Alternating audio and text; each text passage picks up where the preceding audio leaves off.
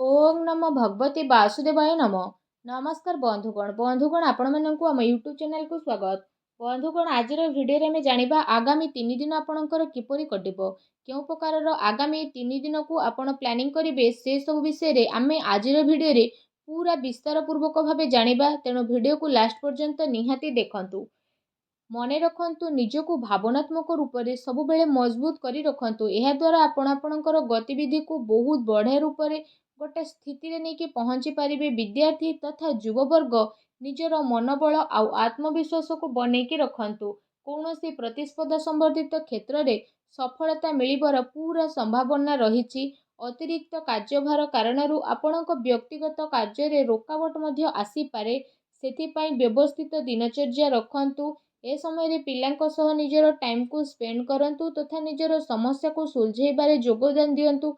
अटके थिबा पैसा को सावधान सह सुलझेबे। बिजनेस कार्य पूरा हेबा कारणरू प्रोब्लेम मध्य आसी पारे। ता सहित कोनोसी अनुभवी बा राजनीति व्यक्ति को सहाय्य नेबा आपणक पई फायदामान रहइबो। ता सहित ए समय रे कोनोसी प्रोब्लेम आसीबा कारणरू कोनोसी फ्रेंड्स को परामर्श आपणक पई बहुत भलो रहइबो। वैवाहिक संबंध मधुरपूर्ण रहइबो। लव पार्टनर को सह संबंध रे घनिष्ठता बढ़िबो। स्वास्थ्य रे अलस्वामी कारणरू अलस्वामी बा थकापुणा आपण को अनुभव होई पारे। ता सहित अधिक आराम नेबार ए दिन रे आवश्यकता रही। कौनसी परिश्रम को आपण बहुत सरल सह हासिल करेंगे। से भूल ए दिन रे आदौ भी आपण करंतु नहीं। मानसिक आकस्मिक सुख शांति मध्य अनुभव हेबो। पिला माने निजर पाठपढ़ा प्रति एकाग्र चित्त रहिबे। दिनर उत्तरार्धरे ग्रहर स्थिति किछि एपरि बनुछि कि नकारात्मक परिस्थिति रे किछि एपरि भूल करंतुनी, नहले परे आपनको बड़ प्रोब्लेम फेस करबा पई पड़ी पारे। ता सहित जदि कहिबा चिंता रे आपण प्रयास करबा पई ट्राई करंतु। कोनोसी कारणर उचित इन्फॉर्मेशन न मिलबा कारणरू कोनोसी बड़ धरणर ऑर्डर आपणक हातरू जाई पारे। किछि लोक आपणको फोर्स करबा पई चेष्टा करिवे। अन्य कथारे न आसी निज निर्णय को सर्वोपरि रखंतु। ता सहित आपण आपणकर अधिकार को व्यवहार करंतु। जीवन साथींकर परामर्श सहयोग आपणक पई लाभकारी सिद्ध हेबो। युव वर्गंकर ए प्रकार स्थिति जदि कहिबा आपणक पई बहुत भलो रहइबो। दिन आपणकर बहुत बढ़िया रूप से चलिबो। कहार चिंता बा प्रेरणा कारणरू आपणको विशेष उद्देश्य पूरण हेबार संभावना बनुछि।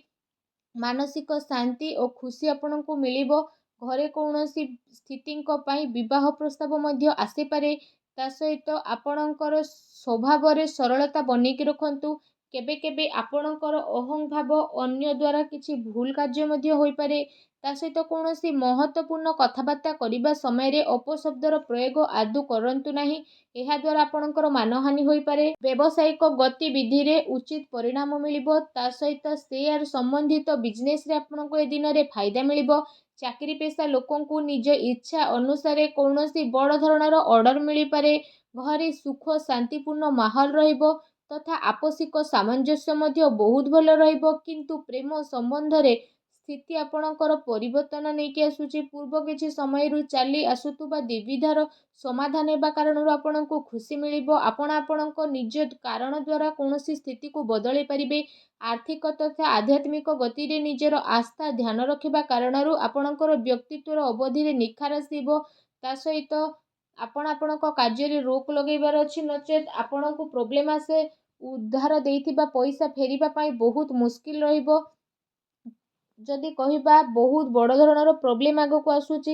युवा वर्ग निज कामयाबी पाइबा चक्कर रे कौनसी भूल धरणर जिनिस रे मुंड पसंतु नहीं। व्यावसायिक गतिविधि मन मुताबक हेबो। ता सहित जदि कहिबा कार्य प्रणाली रे परिवर्तन आसीबो। आत्मविश्वास बनैकी रखंतु। किछि लोक प्रतिस्पर्धा कारणरू आपणक पई मुश्किल आनी पारंती।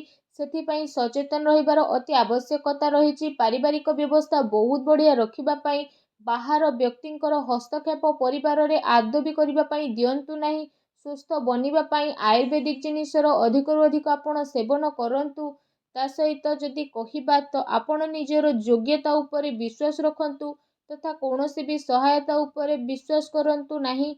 जदि विशेष भाव में कहिबा एहा द्वारा आपणको बहुत भल परिणाम प्राप्त हेबो।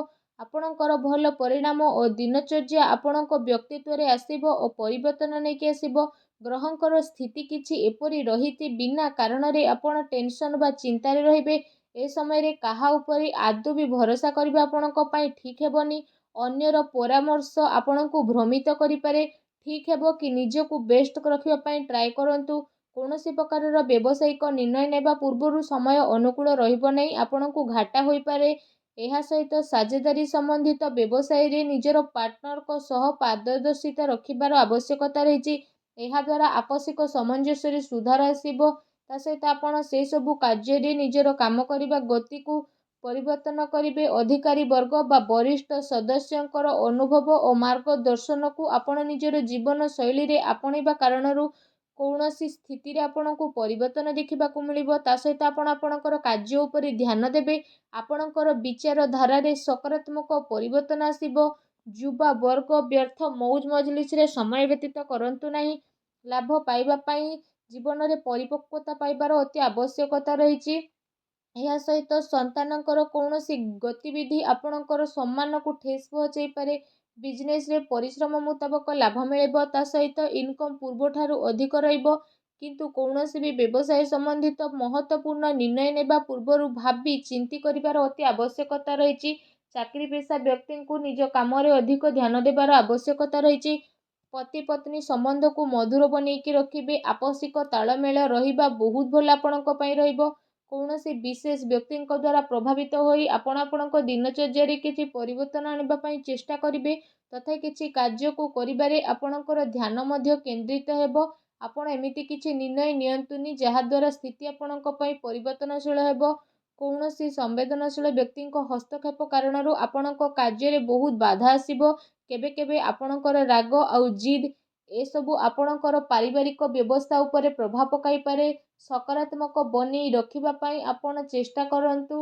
ଏହା ସହିତ ଯଦି ବିଶେଷ ଭାବରେ ଆମେ କହିବା, ସାବଧାନ ରୁହନ୍ତୁ, କାରଣ କାର୍ଯ୍ୟସ୍ଥଳରେ ଆପଣଙ୍କ ଉପସ୍ଥିତି ଆଉ ଫୋକସ୍ ରଖିବାର ଆବଶ୍ୟକ ରହିଛି। ଏହାଦ୍ୱାରା ବ୍ୟବସାୟରେ ଆପଣଙ୍କର ପରିଶ୍ରମର ଫଳ ମିଳିବ।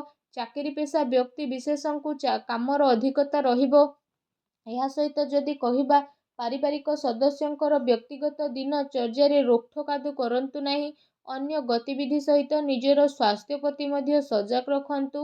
ଦିନର ଆରମ୍ଭରୁ ହିଁ କୌଣସି ଶୁଭ ସମାଚାର ମିଳିବା କାରଣରୁ ଦିନ ସୁଖଦପୂର୍ଣ୍ଣ ରହିବ। କୌଣସି ଭଲ କାର୍ଯ୍ୟ ଆରମ୍ଭ କରିବା ଦ୍ୱାରା ଯଦି କହିବା, କାମ କାର୍ଯ୍ୟ ତଥା ପାରିବାରିକ ଜିମ୍ମେଦାରୀ ଭିତରେ ତାଳମେଳ ବନେଇକି ଆପଣ ରଖିବେ। ଏହା ସହିତ ଯଦି କହିବା, କିଛି ଜିନିଷ ବନେଇବାରେ ଆପଣ ସଫଳ ରହିବେ। ବ୍ୟବସାୟିକ ଗତିବିଧି କାରଣରୁ ଯଦି ଆପଣ ଯୋଗ୍ୟତା ଆଉ ପରିଶ୍ରମ ଦ୍ୱାରା ଆର୍ଥିକ ସ୍ଥିତିକୁ ବନେଇକି ରଖିବେ। ମାର୍କେଟିଂ ସମ୍ବନ୍ଧିତ ଗତିବିଧି ଉପରେ ଅଧିକ ଧ୍ୟାନ ଦେବାର ଆବଶ୍ୟକତା ରହିଛି। ଲାଭଦାୟକ ସ୍ଥିତି ବନିବ, ଯାହା ଭବିଷ୍ୟତରେ ଆପଣଙ୍କର କାମରେ ଆସିବ। ସେଥିପାଇଁ ଯଦି କହିବା, ଯେଉଁ କାମ ପାଇଁ ଆପଣ ପ୍ରୟାସ କରୁଥିଲେ ଏବେ ସେହି ସବୁ ସମ୍ବନ୍ଧିତ ଖୁସି ଖବର ଆପଣଙ୍କୁ ମିଳିପାରେ। କିନ୍ତୁ ଅନ୍ୟ ଉପରେ ଆଶା ରଖିବା ଠାରୁ ଆପଣ ନିଜର ଯୋଗ୍ୟତା ଉପରେ ବିଶ୍ୱାସ ରଖିବାର ଅତି ଆବଶ୍ୟକତା ରହିଛି। ଏହାଦ୍ୱାରା ଆପଣଙ୍କର ମନୋବଳ ବଢ଼ିବ। ପ୍ରପର୍ଟି ସମ୍ବନ୍ଧିତ ମାମଲାରେ କୌଣସି ସମସ୍ୟା ଆପଣଙ୍କ ସାମ୍ନାରେ ଆସିପାରେ। କୌଣସି ପ୍ରକାରର ଉଧାର ସମ୍ବନ୍ଧିତ ନେଣଦେଣ ଏ ସମୟରେ କରନ୍ତୁ ନାହିଁ, କାରଣ ବଡ଼ ମୁସ୍କିଲ ହେବ।